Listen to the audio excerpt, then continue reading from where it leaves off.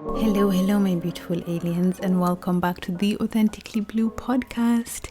Merry Christmas. I am releasing this episode on Christmas. It's currently Christmas Eve if you're listening, and ironically, I said Merry Christmas, although I'm talking about an Islamic concept in this episode.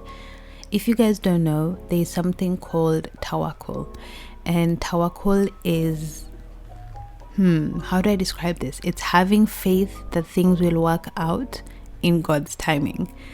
If you're new here, I'm Carlson, the host of the Authentically Blue podcast, and welcome back. It's currently 7:38 p.m. and I am supposed to be in my aunt's house. I'm gonna make my way there soon, but I just wanted to get this episode in order and plan the next few episodes because I gotta do that for you guys. And welcome to the Authentically Blue podcast. This is the final episode of the year. I wanted to wrap up season 3, and I think this is the best way to do it.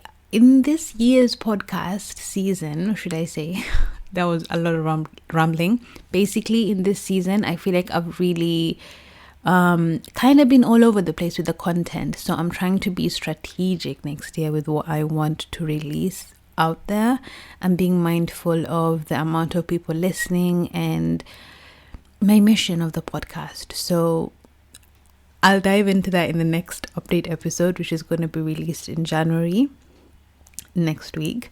But yeah, in this episode, I usually do end of year episodes where I reflect on the year, but I feel like I've been doing that so much that it's like, do y'all really want to hear that? Anyway, I decided to theme this Tawakkul and do like an end of year episode. So I've created some prompts that are going to guide me in this episode. Why did I choose this conversation to close off the year? I wanted to reflect the season I'm in. If you're new here or not, I tend to use the podcast as a journal of where my life is, what my thoughts are. I don't like listening back. It's very creepy sometimes. I try to listen back to the 2023 and 2022 rerun, like what I did for the end of the year. And it was like, I was so young and life was so different. But I wanted to choose this episode or theme of impatience because I feel I've been very impatient with my life lately. I feel like things haven't been coming in the way that I want them to, and now that I'm learning to have tawakkul and have patience through the timing of my life, I feel more at ease. And I was like, I want to remind people that this concept does exist and it's helpful to people. The next prompt is, what kind of year was 2025 for me? I definitely say 2025 was a creative year, a year of putting myself out of my comfort zone, a year of acceptance. I've come to accept difficult parts of myself. I've come to deal with the impatience and that learning. I am quite an impatient human being and I'm working through that. And things don't always have to go my way. As silly and crazy as it sounds, but it makes sense that it should go my way, but it's life that it doesn't. The next prompt is, what does it mean to end something without having all the answers? I think that's a tricky one. I've had friendship breakups this year. I've basically had relationships with people come to an end. I've had projects come to an end without clarity. I think it feels very weird and vague and like I should have finished it or it shouldn't have ended that way. But sometimes that's just how things are. And you don't need to have answers to everything or people or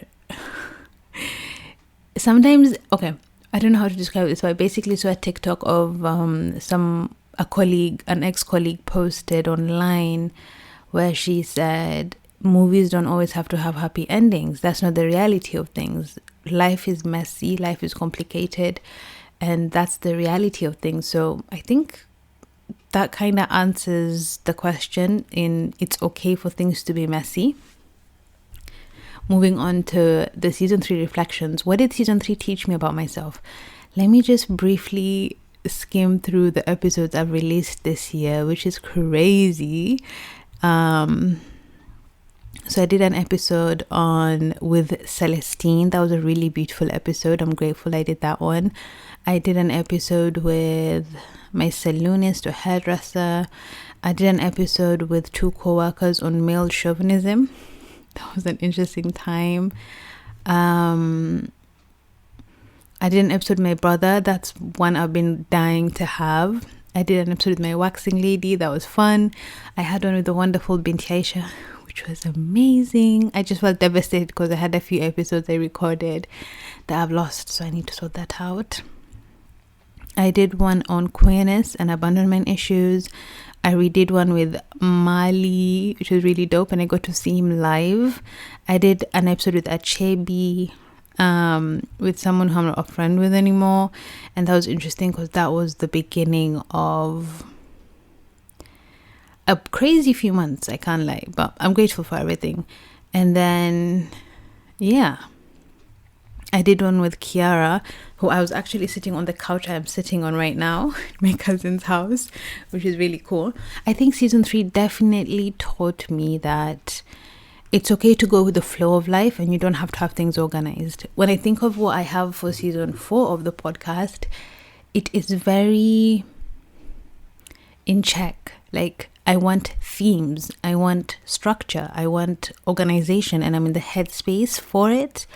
I know the direction I want the podcast to take, and that's what we're going to do. Where season 3 was more of go with the fucking flow, both in my life and on the podcast. The next prompt is, how has my voice, honesty, or vulnerability changed this season? I think I've been more vulnerable than I ever have been, to the point that people in my life have been listening to the podcast and reaching out to me, which I don't really like, which is hence why I did the podcast, the Patreon for the podcast, and yes, still being authentic on here, but having that balance.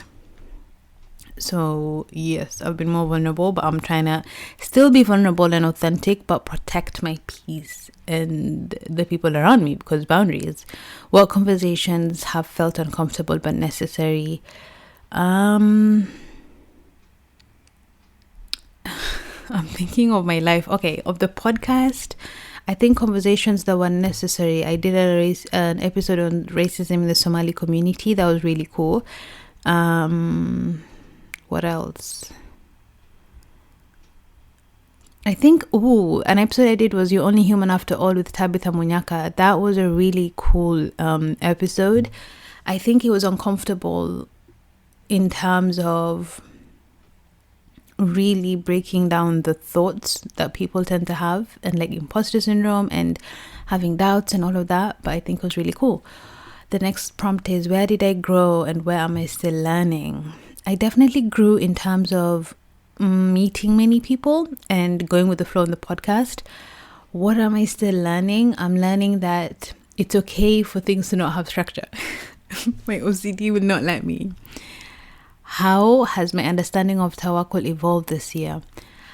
Okay, Tawakkul. Let me find a structured way of saying this. 1 second. By the way, I hope you guys are healthy and wealthy and thriving and amazing, because life can be really crazy.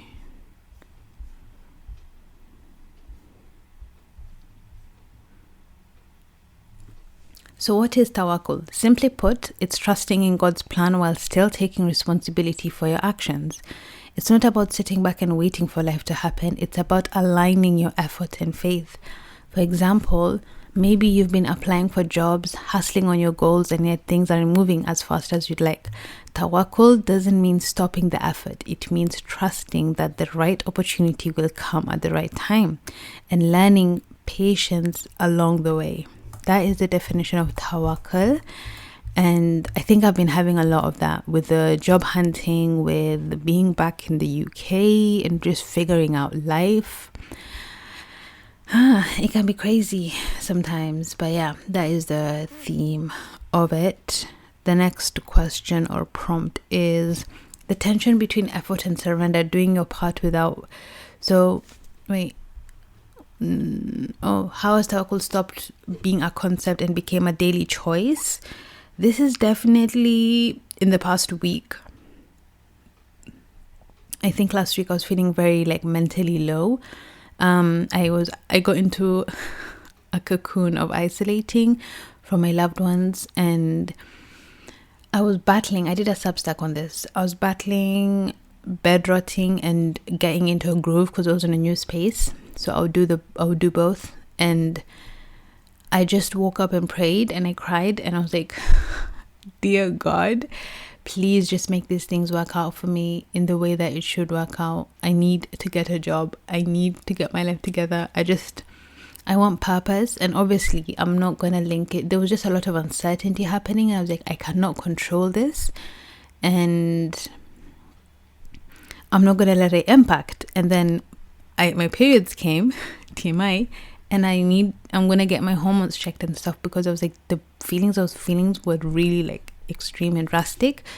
But I was like, I still need to have trust that God, everything will work out in God's timing, because I'm religious. So I'm thankful for that. And I think that really surprised me, like the being right now, me trying to pray 5 times a day, me trying to trust in God's timing, me letting things be, me not taking things personally, like all the things that are easy to do, that definitely helped. Tawakkul stopped being a concept in that moment when I decided to do those things. And it's very uncomfortable, trusting without guarantee. But I think it's the surrender. It's the removing the fear and sitting in it. And I did an episode on rejection, sit on it. Ironically, I was just thinking of my uncle a few seconds ago. I was like, he would have told me to lift weights, which is what I am planning on doing. She's getting back into her fitness era, you guys. Early 2022 me is so back. But yeah, I did a whole episode on rejection, sit on it, and my uncle was talking about how I need to learn how to sit with those emotions. I should probably do this. I'll do this probably for the Patreon first and then the public platform, but I'll do a whole episode on lessons he's taught to me so I can reinforce them in my life. I think that's really cool. As someone who's been really impatient or realized I'm quite impatient, I realize it's a signal and not a flaw. Impatience reveals my fears, whether it's being behind, being forgotten, or missing a moment. At times, impatience pushes me to overthink, over-explain, or overwork. And I realize, sorry, I feel like I'm out of breath. It's so cold in the UK. I was saying I realize that urgency isn't always alignment, and it's okay for things to not align. It's okay for things to do that.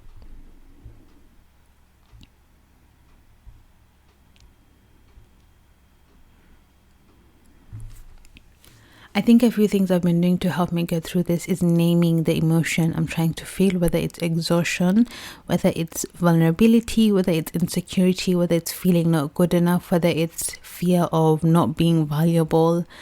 Thoughts and emotions consistently come and go, and there's so many